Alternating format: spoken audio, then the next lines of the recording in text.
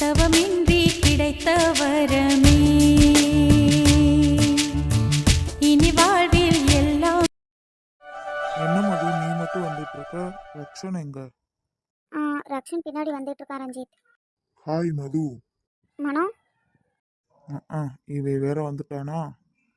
ரக்ஷன் மட்டும் வந்தானா அவ்வளோதான், என்ன ஆகுமோ. Good morning sir. Good morning good morning. என்னாச்சு இவருக்கு? சரி மது, நீயே இவ்வளோ நாள் ஆஃபீஸ்க்கே வரல. அது வீட்டில் கொஞ்சம் ப்ராப்ளம், அதனால தான் மனோ வரல. என்னாச்சு மது? என்கிட்ட சொல்லியிருக்கலாம்ல, ஒரு கால் நாள் பண்ணியிருக்கலாமே. பரவாயில்ல மனோஜ், இருக்கட்டும். இப்போ எந்த பிரச்சனையும் இல்லை.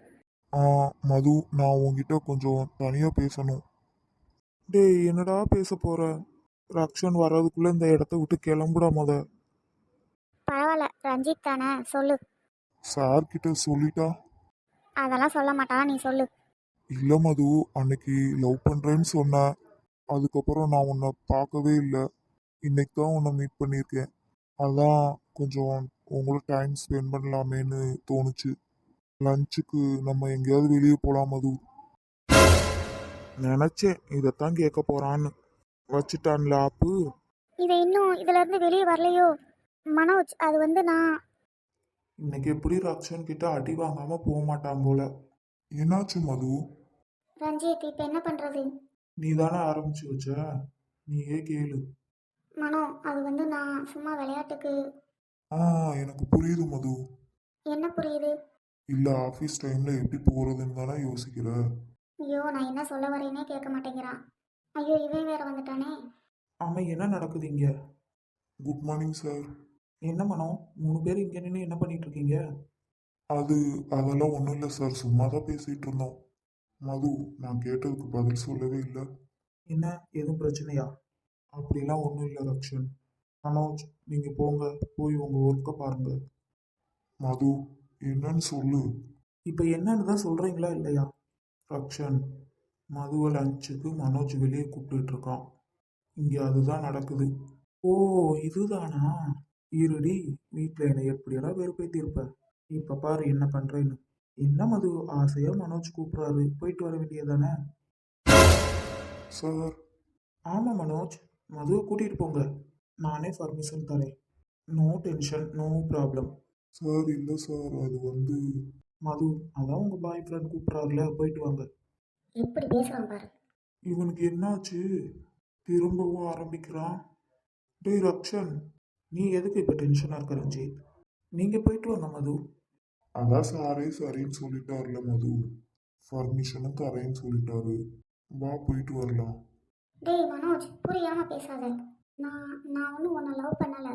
இன்னைக்கு சும்மா விளையாட்டுக்கு தான் அப்படி சொன்னேன். என்னது விளையாட்டுக்கா? என்ன மது சொல்ற? ஆமாம், நான் ரக்ஷனை தான் லவ் பண்ணுறேன். எங்கள் 2 பேருக்கும் மேரேஜ் கூட நடக்க போகுது. நான் அந்த மாதிரி உன்கிட்ட சொன்னதுக்கு சாரி. ரக்ஷனை வெறுப்பேற்றி பார்க்க தான் அப்படி சொன்னேன். சாரி மனோஜ். என்ன விருப்பத்தி பார்க்கறதுக்கு சொன்னையா? உன்னை சும்மாவே விட மாட்டேங்கி. பார்த்தையா, நீ விளையாட்டுக்கு பண்ணது எங்கே வந்து நிற்கிதுன்னு. சாரிடா ரக்ஷன். இனிமேலாவது இந்த மாதிரி பண்ணாத. போய் வேலையை பாரு. சரி. நீ எதுக்குடா மூஞ்சியை இப்படி வச்சிருக்க? இங்கே என்னடா நடக்குது, எனக்கு ஒன்றுமே புரிய மாட்டேங்குது. அவன் வந்து மதுவை லஞ்சுக்கு கூப்பிட்றான், நீ சரி ஓகே கூட்டு போன்னு சொல்கிற. என்னடா ரக்ஷன் உன் பிரச்சனை? டேய், நான் சும்மா விளையாட்டுக்கு சொன்னேன்டா. மது எத்தனை தடவை என்னை வெறுப்பேற்றிருக்கான், அதனால தான் சும்மா நானும் அவளை வெறுப்பேற்றி பார்த்தேன். உண்டா அந்த மனோஜ். சரி அதெல்லாம் விடு, ஃபஸ்ட்டு போய் ஒர்க்கை பாரு. நிறைய வேலை பெண்டிங்கில் இருக்குது, அப்பாவுக்கு தெரிஞ்சால் அவ்வளோதான். ஆமாம், அதுவும் கரெக்டு தான். பாதி ஒர்க்கும் அதுக்கிட்ட ஒப்படைச்சிட்டேன். இது வேற பண்ணிட்டியா? ஆமாம், இனிமேல் மதுவும் நம்மளோட சேர்ந்து ஆஃபீஸை கவனிச்சுக்க போகிறா. அது சரிதான், நீங்கள் 2 பேரும் என்ன வேணாலும் பண்ணுங்கள், ஆனால் பெண்டிங் ஒர்க்கெல்லாம் வேகமாக முடிக்கணும். சரி. சார் என்ன பண்ண போகிறீங்க? நான் அப்படியே கொஞ்ச நேரம் ஃப்ரீயாக இப்படியே உட்காந்துட்டு வர்றேனே. ஒர்க்கெல்லாம் எங்கள் தலையில் கட்டிட்டு நீ ஃப்ரீயாக இருக்கலான்னு பார்க்குறியா? அது நடக்காதுடா. இங்கே ஒழுங்காக நட, வந்து எங்கள் கூட சேர்ந்து ஒர்க்கை பாரு. விட மாட்டையே. சரி வரேன்.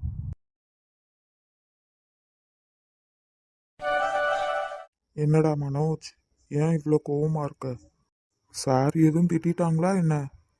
அதெல்லாம் ஒன்றும் இல்லை. அப்புறம் ஏன்டா, என்னாச்சு? அதுதான் ஒன்றும் இல்லைன்னு சொல்கிறேன்ல. ஆனால் எனக்கு என்னமோ உன்னை பார்த்தா அப்படி தெரியலையே. இப்போ சொல்றியா என்ன?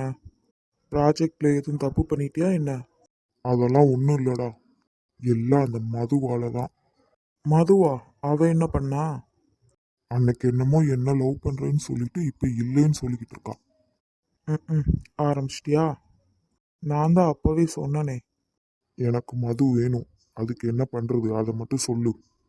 டேய், என்னால விடுறா. இந்த விளையாட்டுக்கு நான் வரலப்பா. நீயாச்சு அந்த மதுவாச்சு. டேய், நீ எல்லாம் ஒரு ஃப்ரெண்டாடா. அட எங்கப்பா, ஆவுனா இதை ஒன்று சொல்லிருங்கடா. சரி, இப்போ என்ன பண்ணணும்னு சொல்ற? அந்த மது ரக்ஷனைத்தான் லவ் பண்றாளாம். என்னது, ரக்ஷன் சாரையா? டேய் வேணாண்டா மனோஜ், உன் நல்லதுக்கு தான் சொல்றேன், கேளு. டேய், எனக்கு அதெல்லாம் தெரியாது. அவ ஃபர்ஸ்ட் ப்ரப்போஸ் எனக்கு தானே பண்ணா. டேய் வேணாண்டா மச்சான், சாரை பத்தி உனக்கு தெரியாது. என்னடா பெரிய சாரு?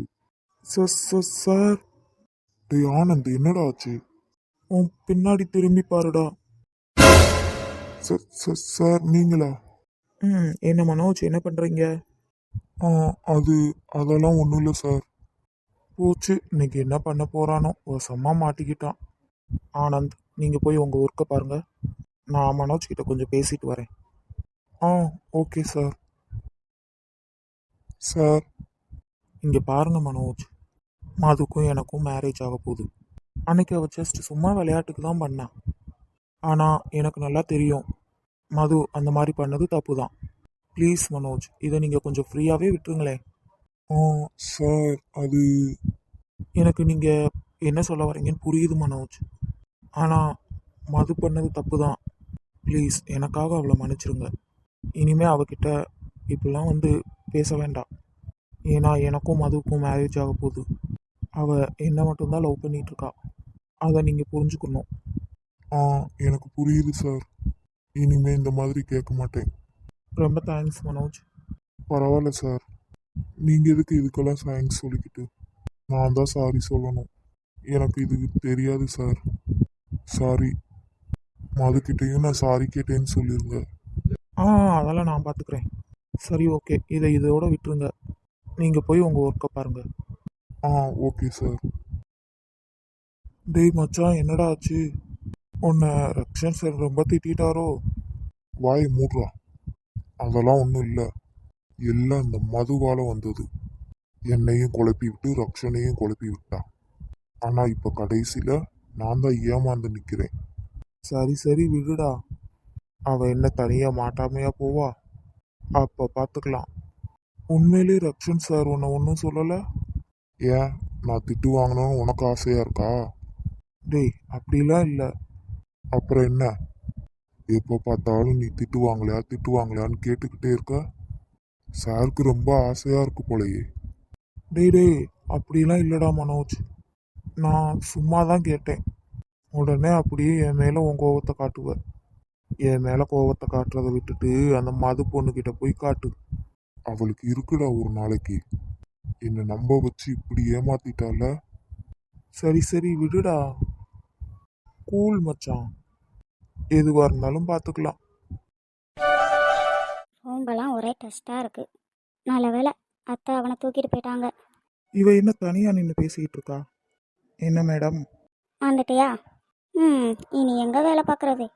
என்ன அம்மா, எங்க பையனை காணா? அவனை அத்தை வச்சுருக்காங்க. ஓ, அம்மா கிட்ட இருக்கானா? ஆமாம். ஆ, டேய் ரகு விடுடா. அதெல்லாம் முடியாது. அத்தை வந்துருவாங்க. பரவாயில்ல, உங்ககிட்ட இந்த மாதிரியெல்லாம் பேசி எவ்வளோ நாள் ஆகுது பொண்டாட்டி? அப்பதான் வயிற்றுல குழந்தை இருந்தான்.